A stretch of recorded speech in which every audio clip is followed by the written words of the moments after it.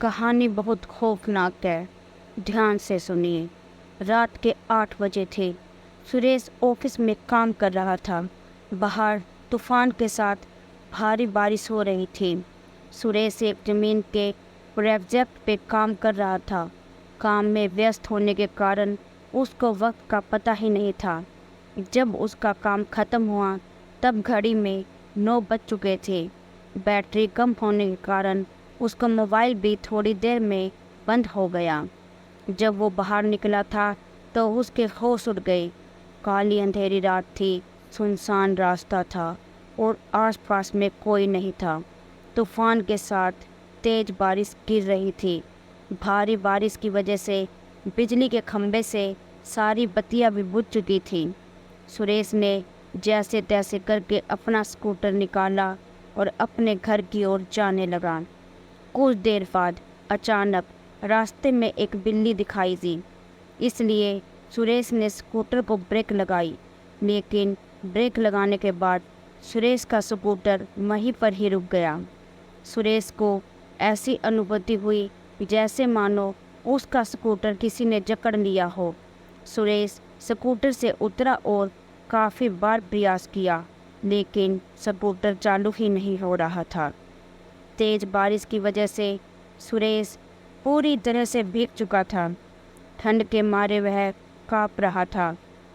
अचानक स्कूटर बंद होने से उसकी घबराहट और ज़्यादा बढ़ गई। वह अपने स्कूटर को साइड में ले गया और डर की वजह से कुछ देर अपनी आंखें बंद कर ली। थोड़ी देर बाद उसको एहसास हुआ कि उसकी पीठ पर किसी ने हाथ रखा है। सुरेश जोर से चिल्लाया, कौन है, कौन है, मुझे छोड़ दो। उसने पीछे मुड़कर देखा तो कोई नहीं था। उसने सोचा कि शायद उसका वहम होगा। वह बहुत डर गया था। अचानक उसने बत्ती बुझने और जलने की आवाज़ सुनी और पास में देखा तो उसके स्कूटर की बत्ती जल रही थी और बुझ रही थी। ऐसा कुछ पलों तक चला, फिर बत्ती बुझ गई। सुरेश को कुछ समझ में नहीं आ रहा था कि अब क्या करें। वो कुछ हरकत करता उससे ही पहले उसके सामने एक लपटता हुआ सफ़ेद छाता उसको सामने दिखाई पड़ा। सुरेश ने डर के मारे अपनी आंखें बंद कर लीं, लेकिन वह अपनी आंखों को ज़्यादा देर तक बंद नहीं कर पाया। जब उसने अपनी आंखें खोली तो उसके पैरों तले ज़मीन खिसक गई। उसकी नज़रों के सामने एक चुड़ैल थी। उसने सफ़ेद साड़ी पहनी थी। वह डरावनी नज़रों से सुरेश को देख रही थी। फिर उस चुड़ैल ने छाता ज़मीन पर फेंक दिया। सुरेश ने देखा कि बारिश की बूंद चुड़ैल की साड़ी पर गिरते ही बूंद लाल रंग की हो गई है। धीरे धीरे पूरी साड़ी लाल रंग में परिवर्तित हो गई। यह दृश्य देखकर सुरेश भयभीत हो उठा और अपना स्कूटर चालू करने लगा।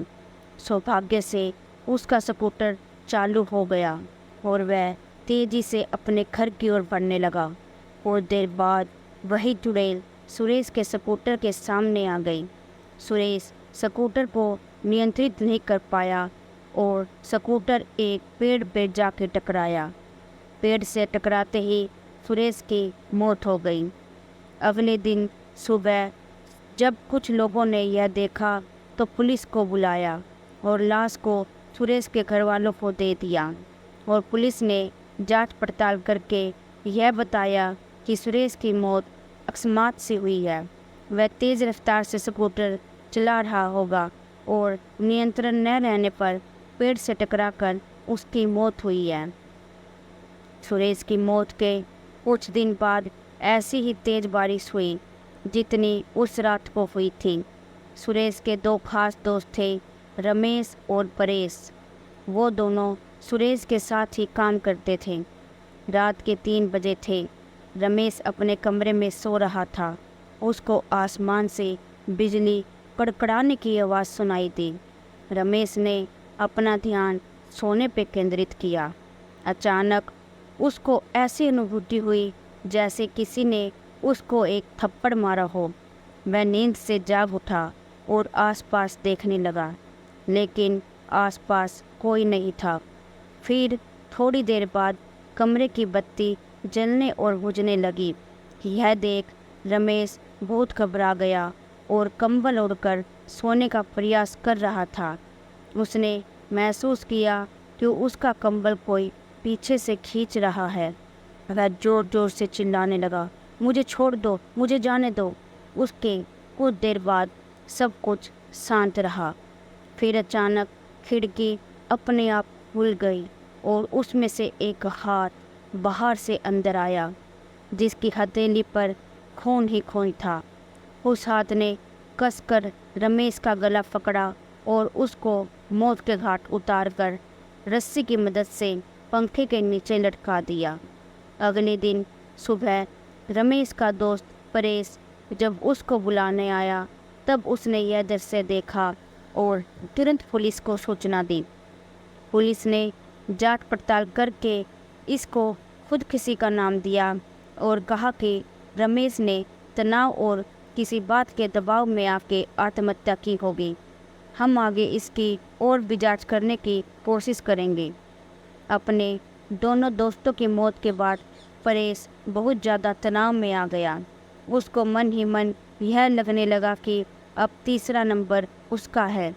उसने ऑफिस जाना भी बंद कर दिया। उस दिनों अपने आप को अकेले में रखा, यहाँ तक कि वह अपने परिवार के लोगों से भी ज़्यादा बात नहीं करता था। कुछ दिनों बाद उसको लगा कि अब खतरा टल चुका होगा। तब वह अपनी पत्नी के साथ दूसरे शहर घूमने चला गया।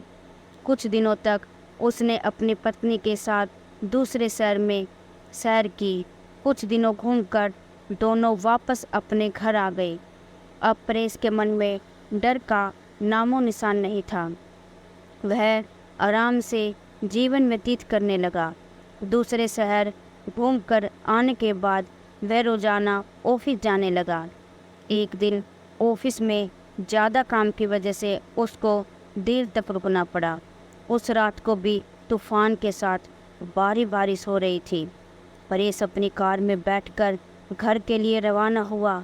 रास्ते में एक बड़े गड्ढे के साथ उसकी गाड़ी टकराई और कार का एक पहिया गड्ढे में गिर गया। परेश कार से नीचे उतरा और बहुत प्रयास किया, लेकिन पहिया गड्ढे से नहीं निकला। परेश कोशिश कर रहा था कि एक औरत वहाँ से गुजरी। उस औरत ने बड़े प्यार से परेश को कहा, सुनिए, क्या मैं आपकी मदद करूं? परेश ने कहा, नहीं, मुझे ही नहीं हो रहा तो आपसे थोड़ी होगा।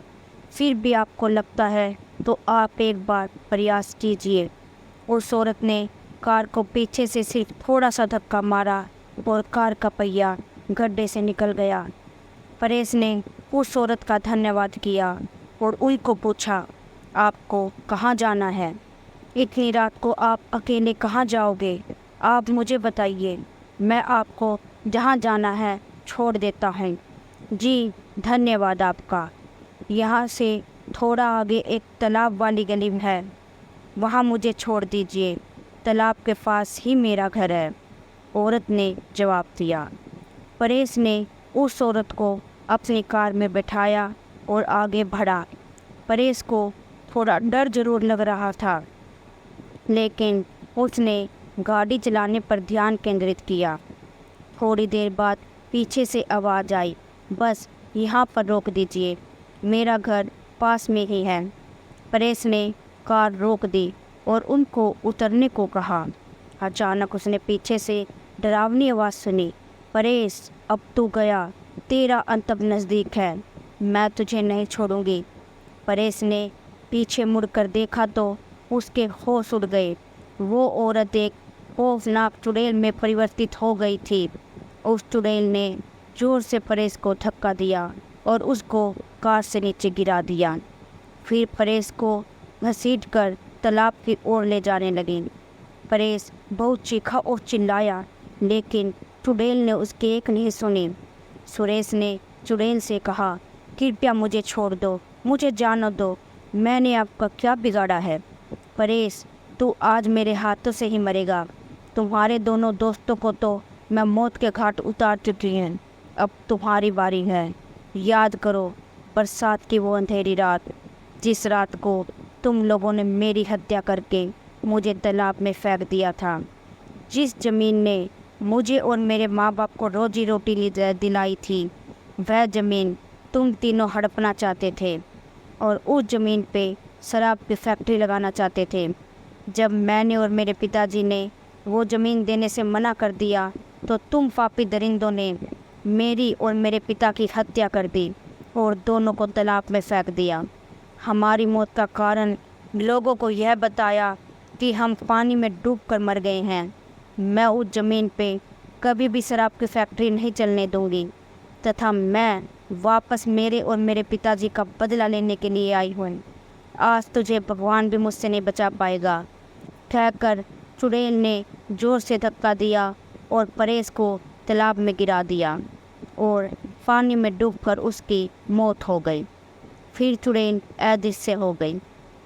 दूसरे दिन किसी ने परेश की लाश को पानी में बहते हुए देखा तो तुरंत पुलिस को संपर्क किया। पुलिस ने जांच करके उसकी लाश उसके परिवार को दे दी तथा मौत का कारण बताया कि उसकी मौत पानी में डूबकर हो गई है।